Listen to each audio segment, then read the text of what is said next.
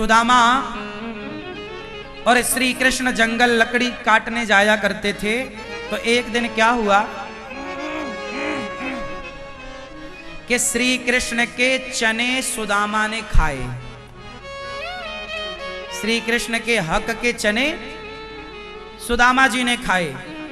अच्छा, सुदामा जी ने क्यों खाए? सुदामा जी ने कृष्ण वाले चने क्यों खाए? आप बताओ। भूख लगी थी?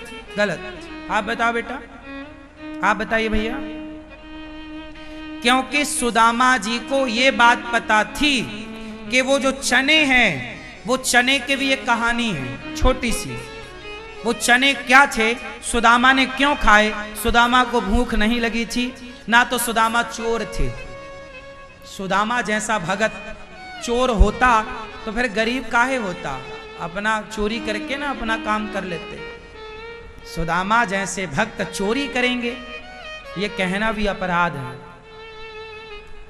सुदामा कृष्ण के चने फिर चुरा के क्यों खाए? अब उस प्रश्न का उत्तर सुनो। एक बार क्या हुआ कि उज्जैन नगरी में सुदामा पढ़ने और कृष्ण पढ़ने गए थे। उज्जैन नगरी थी वो, सांदीपनी गुरुजी। वहां पर एक घटना घटी।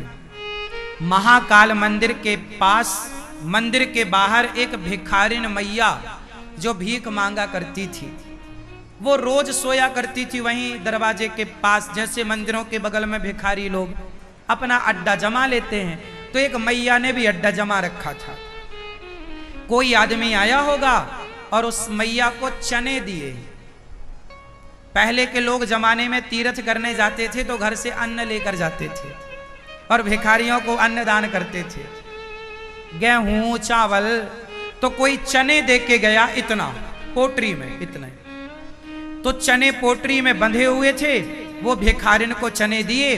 भिखारिन बोली अच्छा चने में सवेरे खाऊंगी। शाम हो गई, भिखारिन ने चने तकिया के नीचे दबाया और रात को सो गई। रात को चोर आए और बुढ़िया मैया के तकिया के नीचे से वो चने चोरों को लगा कोई शराबी चोर रहा होगा। चोर वोर ना सब भिखारियों का भी चुरा लेते हैं। बेचारी मैया के चने उसने, चोर ने चुराए। उसको लगा कोई पैसा वैसा इसने दबा रखा है। अब चोर वहां से भागे और चोरों ने जब पोटरी खोली तो उसमें चने, और चोरों ने पोटरी बांधी और फेंक दी। संयोग से चोरों ने जहां पोटरी फेंकी वहां गुरु सांदीपनी जी का आश्रम था और वो चने जाकर के द्वार पर गिरे। तभी क्षिप्रा मैया से पानी लेकर गुरु माता मतलब सुदामा और कृष्ण की गुरु माता, सांदीपनी जी पढ़ाते थे तो सांदीपनी जी गृहस्थ थे, तो गृहस्थ होंगे तो पत्नी होगी, तो पत्नी गुरु माता कहलाती है। गुरु जी की पत्नी क्या कहलाती है? हमारे गुरु जी की पत्नी गुरु, हमारे लिए माता, गुरु माता। तो गुरु माता पानी लेकर आई तो उन्हें रास्ते में उनके चौखट के अंदर दरवाजे के पास चने की पोटरी मिली। तो गुरु माता को लगा कि किसी बच्चे ने फेंक दी होगी या गिर गई होगी। संयोग से उसी समय कृष्ण और सुदामा जंगल की ओर जाने लग गए। तो माता ने वही पोटरी उठाई और कहा कन्हैया ये चने तू खाना, तेरे लिए। वो भुंजे हुए चने थे। मां ने कहा ये भुंजे हुए चने हैं, तुम खाना। जंगल में तुम्हें कोई भूख लगे तो खा लेना। और सुदामा के लिए मां ने अंदर से अलग चने दिए। अब ये तो हो गई, सुदामा कृष्ण जंगल चले गए। अब वो जो बूढ़ी अम्मा थी जो उज्जैन के मंदिर महाकाल के बाहर सोई, चने जिसके चोरी भये, उसने जब नहा धोकर देखा तो उसके चने गायब। उसे समझ में आया कि मेरे चने किसी चोर ने चुरा लिए। तो उस बूढ़ी अम्मा ने श्राप दे दिया कि मेरे चने मैंने सवेरे खाने के लिए रखे थे, जो मेरे चने खाएगा वो मेरी तरह गरीब हो जाएगा, मेरी तरह दरिद्र हो जाएगा, जो मेरे चने खाएगा। चोर तू मेरे चने लेके गया, जो खाएगा। अब देखो बूढ़ी अम्मा ने कह दिया जो खाएगा, वो गरीब हो जाएगा। और सुदामा थे भक्त, और भक्त को ये बात पता लग गई। सुदामा कोई सामान्य नहीं थे, त्रिकालज्ञ थे। त्रिकालज्ञ का मतलब है आगे और पीछे की घटना जान लेना। आगे क्या होने वाला है, पीछे क्या हो गया है, उसको जान लेने वाले को त्रिकालज्ञ कहते हैं। और सुदामा जी कोई सामान्य नहीं थे भैया, त्रिकालज्ञ। जान गए कि ये चने जो कन्हैया के पास हैं वो श्रापित चने हैं। अच्छा, तो भगवान ने देखा कि कन्हैया छिप्रा में नहा रहे हैं, तो सुदामा ने जल्दी वो चने निकाले। अच्छा, सुदामा वो चने फेंक भी तो सकते थे कि श्रापित चने हैं, कन्हैया खाएगा ना, मैं खाऊंगा, फेंक दो। क्यों नहीं फेंका? इसलिए नहीं फेंका, सुदामा जानते हैं मेरे कन्हैया ने जिन चनों को थाम लिया हो वो तो प्रसाद बन गया, और प्रसाद भले जहर हो, वो प्रसाद तो मेरे भगवान का है, मैं जरूर ग्रहण करूंगा। ये प्रसाद के प्रति सुदामा जी की निष्ठा। अब बताओ कि आप भगवान को भोग लगाते हो तो वो प्रसाद श्रद्धा से लेते हो ना। तो सुदामा जिस चने को कृष्ण ने हाथों से स्पर्श कर रखा हो, पोटरी, भला कोई भक्त उसको कैसे फेंक सकता है? सुदामा तो छोड़िए, मीराबाई के ससुर ने तो चरणामृत पिलाया था, ये कह करके ये चरणामृत है पी लो, और राणा ने जहर पिलाया था। हाँ या ना? राणा ने विष दिया, मानो अमृत पिया। जहर पिलाया राणा ने, और मीराबाई वो जहर का प्याला पी गई। ये कहकर दिया था कि ये तेरे ठाकुर का, तेरे भगवान का चरणामृत है। जहां मेरे भगवान का चरणामृत कहकर कोई जहर भी पिलाता है तो मीराबाई वो जहर भी पी लेती है। तो भला सुदामा वो चने कैसे फेंक देते? कोई भक्त प्रसाद नहीं फेंक सकता। सुदामा वो प्रसाद, कन्हैया वाले चने दौड़ दौड़ दौड़ दौड़ करके खाने लगे। लोगों को लगा कि कन्हैया, सुदामा ने चने चुरा कर खाए इसलिए गरीब हो गए। अरे सुदामा कृष्ण के हक की, कृष्ण के ऊपर जाने वाली गरीबी का रास्ता बदलकर उन्होंने गरीबी को अपने ऊपर लेकर अपने मित्र को गरीबी से बचा लिया है। मित्रता का धर्म क्या है कि वो हर प्रकार से अपने मित्र का सहयोग करे, मित्र की रक्षा करे। और सुदामा ने अपने मित्र की रक्षा करी गरीबी से, दरिद्रता से। हाँ या ना? तो सुदामा, इसलिए वो श्राप मिला मैया का कि जो खाएगा वो गरीब, इसलिए सुदामा गरीब रहे। पर सुदामा को संतोष रहा कि मेरा मित्र अमीर है, मैं गरीब हूं, कोई बात नहीं। देने का भाव जहां हो वही तो प्रेम होता है। अभी समझाया ना आपको थोड़ी देर पहले। सुदामा ने कन्हैया के हक की गरीबी ले ली और अपने शुद्ध चने कन्हैया को दिए, तुम ये वाले खाओ। अपने वाले चने दिए सुदामा ने, उनके वाले खाए। सुदामा की पत्नी सुशीला 4 दिन चूल्हा ना जलने से परेशान है। कहती हैं जाओ अपने मित्र से कुछ तो मांग कर ले आओ। सुदामा बोले ना भाग्यवान, मैं अपने मित्र से कुछ मांगने थोड़ी जाऊंगा, दर्शन करने जाओ। दर्शन के बहाने खाली हाथ कैसे जाऊं? 4 मुट्ठी चावल लेकर, चिवड़ा लेकर आई। भागवत जी में चिवड़ा का जिक्र है, चिवड़ा लेकर आई।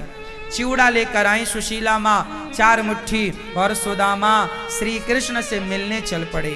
अच्छा, सुदामा को यह पता नहीं था कि द्वारिका कहाँ है, पर चल पड़े। चल पड़ना काम हम भक्तों का है, हमें भी तो नहीं पता कि प्रभु कहाँ है।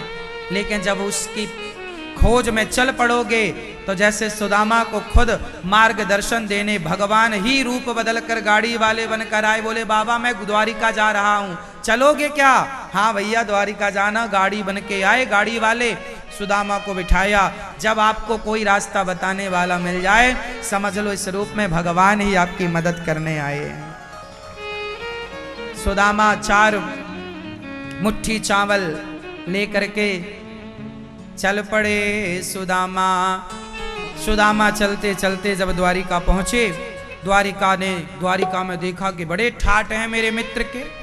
अच्छा, तो क्या मेरा मित्र मुझे पहचानेगा? द्वारपाल बन करके, द्वारपाल थे वहां पर। सुदामा ने कहा भैया मैं कृष्ण का बचपन का मित्र हूं, क्या मुझे कृष्ण पहचानेंगे? हाँ हाँ भैया क्यों नहीं पहचानेंगे, मैं अभी संदेशा लाता हूं। द्वारपाल चला और श्याम सुंदर से बोला, द्वार खड़्यो द्वज दुर्बल एक, रहो चकिसो वसुधा अभिरामा, पूछत दीन दयाल को नाम, बतावत आपन नाम सुदामा। सुदामा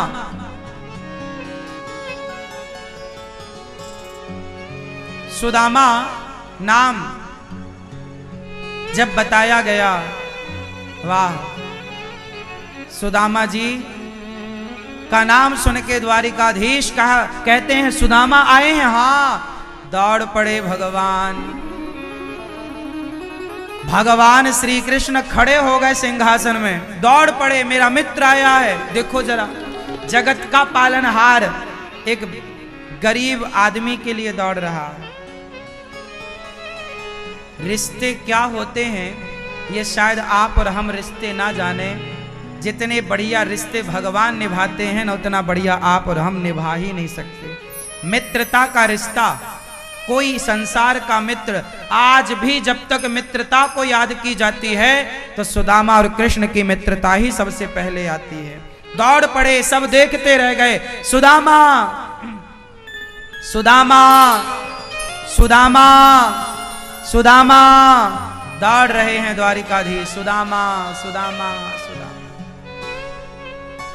दौड़ते हुए सुदामा के पास जब पहुंचे, पीतांबर गिर गया। सुदामा को लगा बहुत देर हो गई, पता नहीं आएंगे कि नहीं, पहचानेंगे कि नहीं। सुदामा वापस जाने लगे, आवाज आई सुदामा। पलट कर देखा, वही घुंघराले से बाल, वही सुंदर सी छटा, वही सुंदर सी छवि। सुदामा जी भगवान को प्रणाम करते, उसके पहले तो द्वारिकाधीश ने हृदय से लगा लिया, गले लगा लिया, मित्र बड़ी देर कर दी तुमने आने में। सुदामा ने कहा कन्हैया देर हमने नहीं लाला, देर तो तूने लगा दी, कब से तेरे द्वार पे मैं खड़ा रहा, तुमने इतनी देर लगाई। भगवान बोले चलो आसन में विराजो। सुदामा बोले प्रभु दर्शन करने आया हूं, आपका दर्शन हो गया, आज्ञा दो अब जाऊंगा। भगवान बोले ऐसे नहीं, मैं आपको कुछ दूंगा। प्रभु आप देंगे क्या? आप दे चुके। भगवान ने कहा मैंने क्या दिया? सुदामा ने कहा प्रभु सारे संसार के सामने आपने मुझे गले से लगाकर जो मुझे सम्मान दे दिया है, जो लोग मुझे भिखारी और भिखमंगा कहते थे, आज आपने गले लगाकर मुझे धन संसार का सबसे अमीर व्यक्ति बना दिया है। जिसे आप गले लगाएं प्रभु, भला उसे और अब क्या चाहिए? जिसे आपने स्वीकार कर लिया हो, अब उससे और कुछ पाने की चाह रह जाएगी क्या? अब कुछ नहीं चाहिए। सुदामा चरणों में गिर पड़े, भगवान ने आसन पर बिछाया। रुक्मणी माँ से कहा जरा जल लाओ, माँ ने जरा देर लगाई तो भगवान ने देख सुदामा की दीन दशा, करुणा करके करुणा निधि रोए, पानी परात को हाथ छुओ नहीं, नैनन के जल से पग धोए। सुदामा के चरणों को भगवान ने नेत्रों के जल से धोया।